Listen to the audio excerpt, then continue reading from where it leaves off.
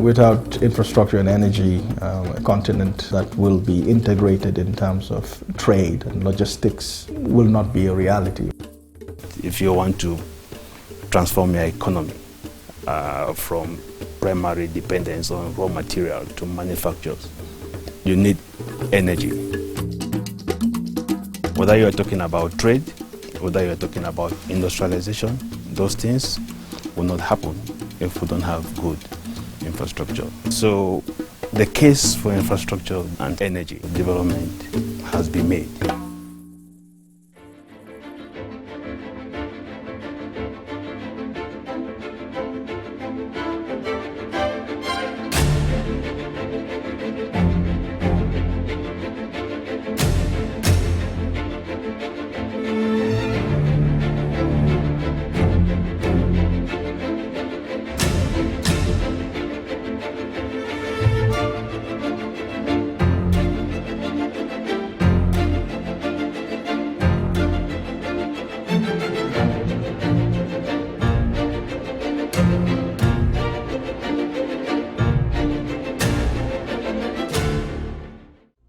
Africa is at a crossroads, with some of the fastest growing economies in the world and the youngest demographics on the planet.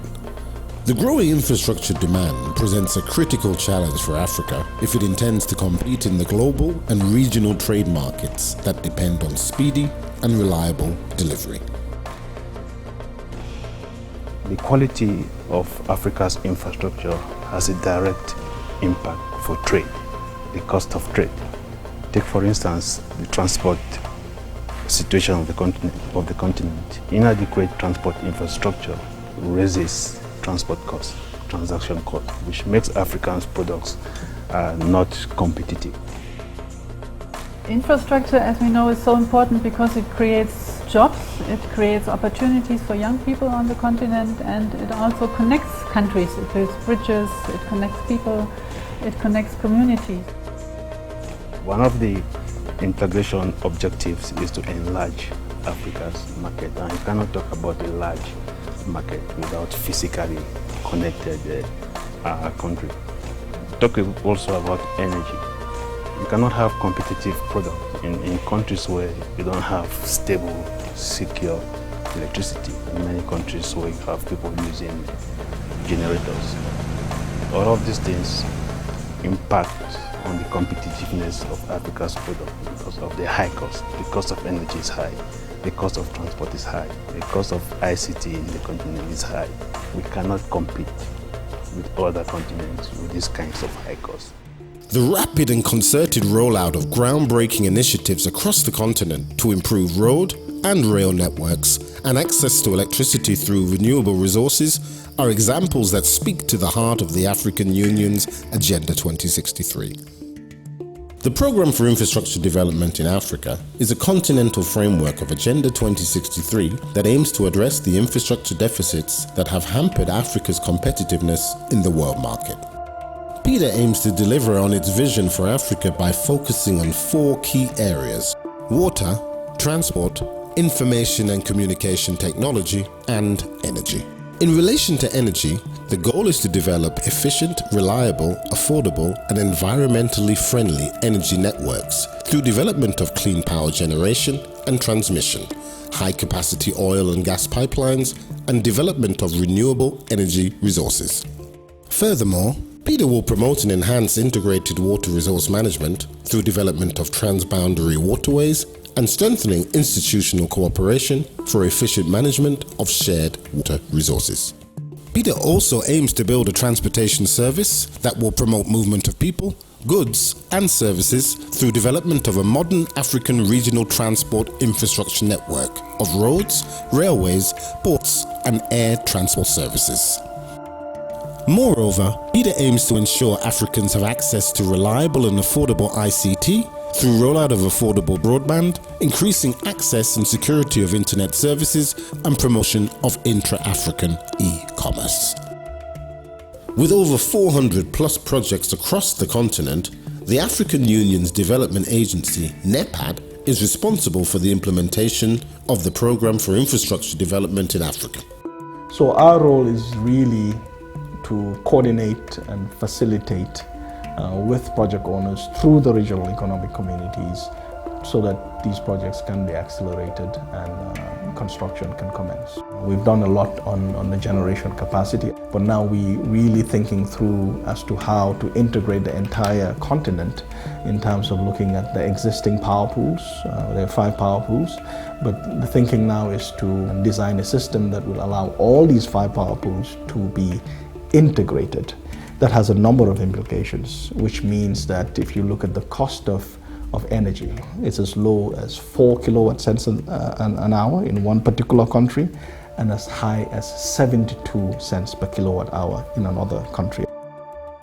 But it gives you an idea of the disparity and what will Africa become if we were to have one unified, integrated transmission power pool, wherein we will be able to really calculate the actual cost of electricity.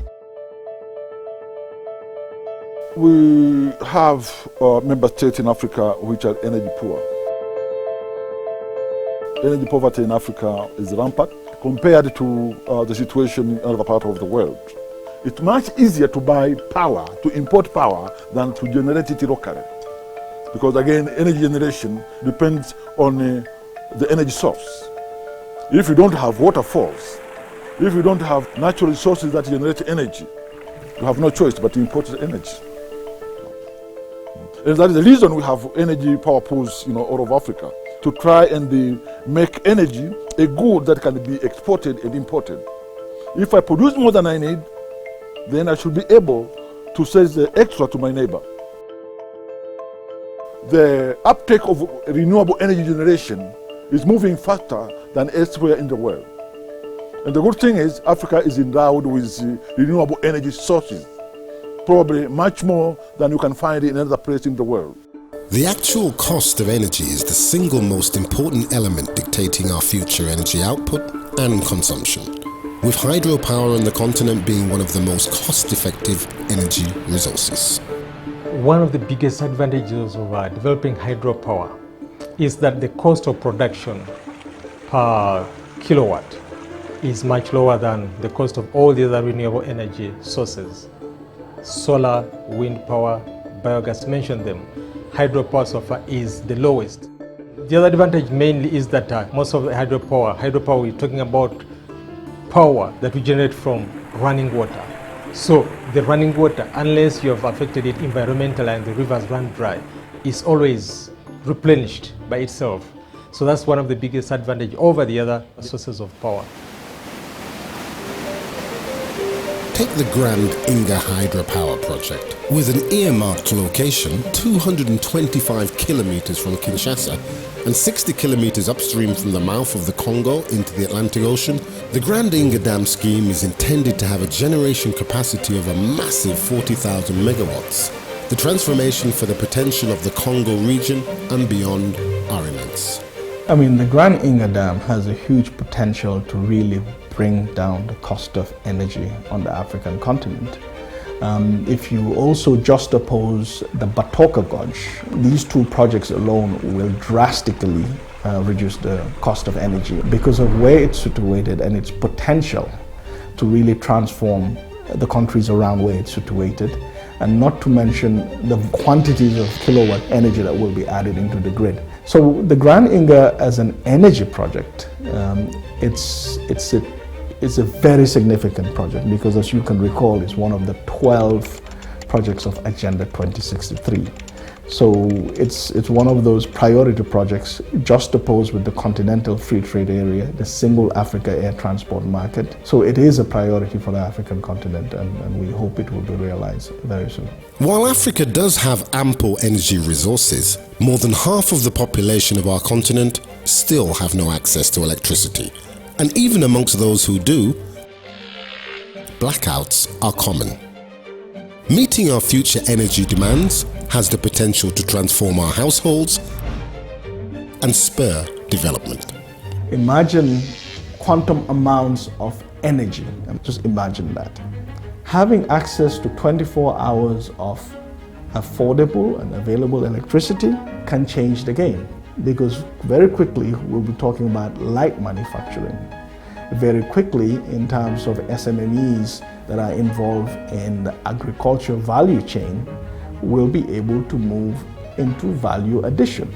We talk about canneries and tanneries and preserving agricultural produce for accessing the market in another, another area or another town or another city. Energy is very important for the development of the continent. There are 600 million Africans who still need access to electricity. So for that, we are focusing on renewable energy particularly, given the huge potential we're having across the continent. So Inga is a mega project that's being developed, and we are working with the studies and the different policies and the legal framework. But we also have several other initiatives across the continent. We do have the geothermal energy that we are financing, and we are supporting countries of East Africa. We are working for the remote areas, because we don't want the remote areas or the small villages to be left behind, so the mini grids and the off-grid solutions, but also the transmission of electricity across border. And for the transmission to cross border, there are two aspects: the physical aspect, and that's through Nepal, but also the harmonization of policies and regulations, which we are doing at the African Union for the electricity and for the energy sector, which is very important. As soon as you cross border, you have to make sure that all the standards, policies, tariffications are harmonized. Africa is already not short of infrastructure progress, with a major restructuring of the rail and road corridors already underway.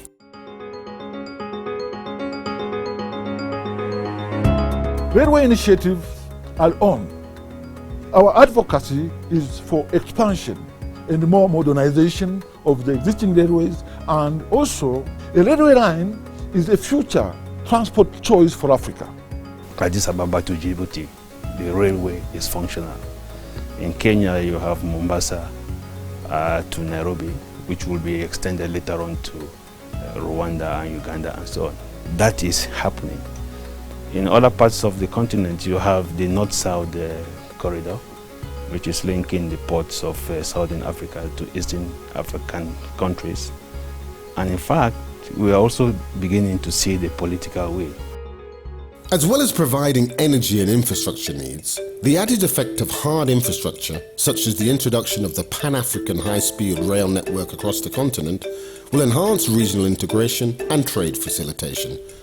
The integrated high-speed train network is one of the flagship projects of the African Union and aims to connect all African capitals and commercial centers through an African high-speed train network, thereby facilitating the movement of goods, services, people, as well as increasing connectivity, reducing transport costs, and relieving congestion of current and future systems. African cities are gradually changing into mega cities. The city of Kinshasa is now more than 15 million. In 5 years, it will probably be 20 million or more. Environmental concerns, coupled with the safety issues, will put railways on the forefront of all other transport modes. So, inevitably, I think the future of Africa, the connectedness of Africa, the efficiency and the effectiveness of the continental free trade area will have demands that can only be met by a high-speed train. Well, there are a number of implications. I mean, first of all, it transforms the African continent holistically. The fact that we're going to have a high-speed rail network connecting cities on the African continent, seamlessly connecting cities, really cutting down travel time, going across borders. That has a number of implications. Secondly, it will also bring down the cost of travel in terms of air travel, because automatically you'll have an alternative to air travel. And I think thirdly, because it has a developmental impact, there's a socio-economic dynamic to that. You will be able to move cargo and goods very quickly. You will be able to move people very quickly. You'll be able to really make sure that African capitals that are connected can really integrate and really do a lot more than they're doing now. In order to sustain projects of this magnitude, financial resources and long-term commitments from member states are integral for success. The African Union are working with member states and partners to secure financial commitments for long-term projects. To develop infrastructure on the continent, huge investments are required. Huge investments, huge money to make sure that infrastructure is constructed. So the public sector alone is not able to finance this. And obviously you need partners. So talking about investment and investment opportunities and willingness to invest is very important to get the private sector on board. And together with the African Union Commission, NEPAD, and with our support, a continental business network was established with a membership of 30 private companies. And this continental business network obviously looks into the funding needs and promotes these projects and looking for investors for these projects. Most African governments spend on infrastructure. In fact, 62%, between 62 to 70% of Africa's infrastructure is publicly funded. So it's a strain, and that's why the NEPAD agency has been really focusing on bringing private sector on board. There are certain countries that have commercial banks that are also considering putting investments into vehicles that will require long-term patient capital. And I think the PIDA program, the Program for Infrastructure Development in Africa, with its set of projects, if well packaged and properly structured, which we are involved in doing, we should be able to also attract these various types of investments, from the institutional investors to commercial banks putting money into it, and of course private capital will always put money into these projects, and of course the development finance institutions.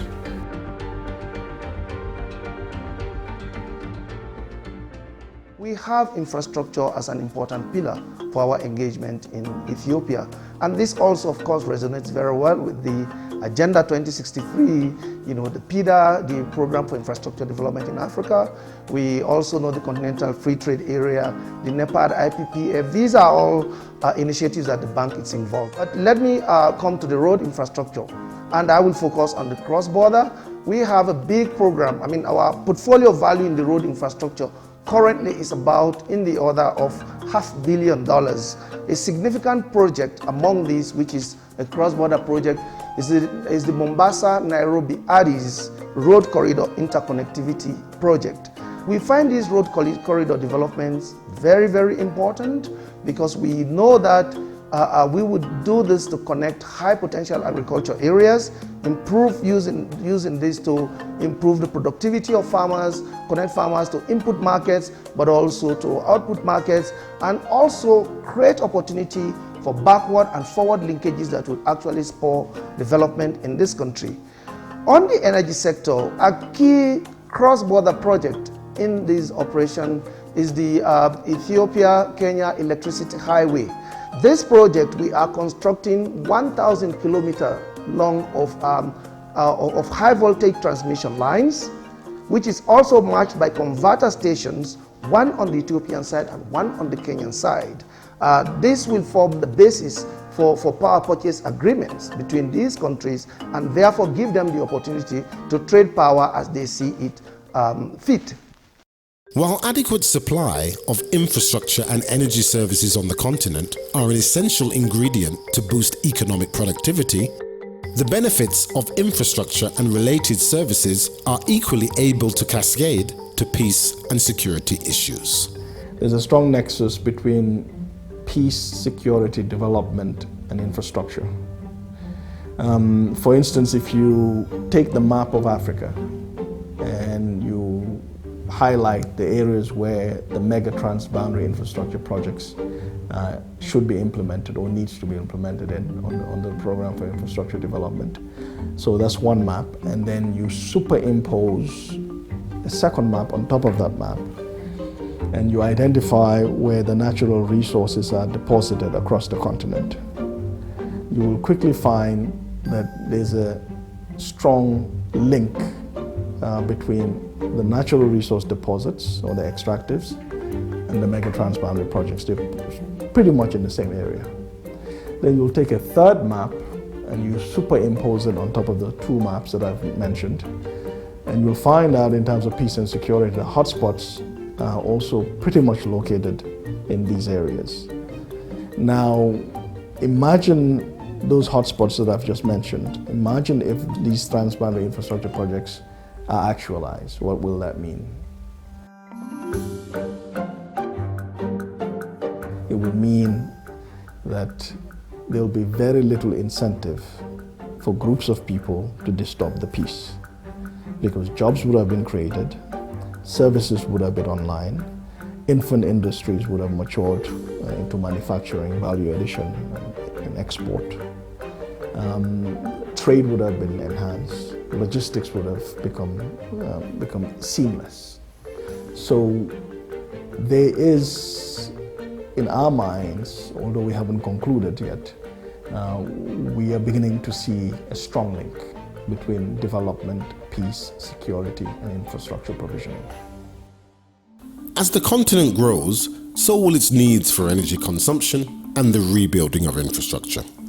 The African Union are at the forefront of incremental shifts that are now moving the continent forwards towards a prosperous future and the Africa we want. Africa, given the good economic performance for the last decade or so, the middle income is increasing. People with disposable income, people who want to spend, people who want good services. As we move out of poverty, as we improve our own lives, we need better services, we need better goods. If we industrialize, if we make sure that infrastructure projects are being actualized, it's becoming a reality, electricity provision is happening, people have available, affordable and accessible energy, and roads are seamlessly constructed, there's internet connectivity, there's pipe and running water.